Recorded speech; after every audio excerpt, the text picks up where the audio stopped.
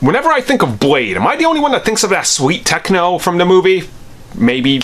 I don't know. You can let me know in the comments. But hey, Marvel owns him. Now, if only they would do something with him. So, Mark Guggenheim. You all should know who this is. This guy's pretty important when it comes to comics. Pretty important when it comes to the DC side of comic book shows. And recently he was during some interviews and they asked him, look, you did a run before. It involved Blade and some other characters. What would you do with a Blade series? And he had a lot of good stuff to talk about. He said he would kind of look at it like Arrow.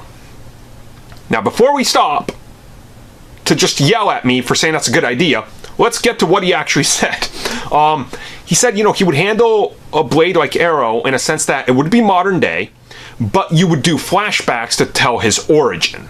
And I honestly agree with that. I think that's a great way to do it. And with those flashbacks, you could really flash back way before, tell the early days of the vampires, Dracula, all that good stuff that we want, right? While also sticking to a modern day setting.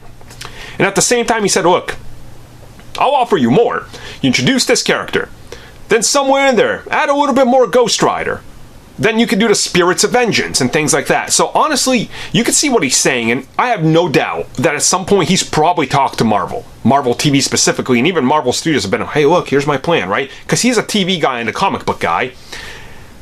But who knows if anything's ever going to materialize. And honestly, at this rate, we've been clamoring for Blade for so long, something at some point is got to give, right? And someone's going to tell us just outright, be like, look, it's happening, or just shut up. Like, it's not going to happen, fanboys. Either way, I just want something to happen. And I think his idea is good. I legit think it's a good idea to do Blade like that. Now, what the overall story could be or anything, he doesn't divulge any of those details, and he probably doesn't want to, but you can assume it's probably Blade fighting vampires. So, that's a scoop.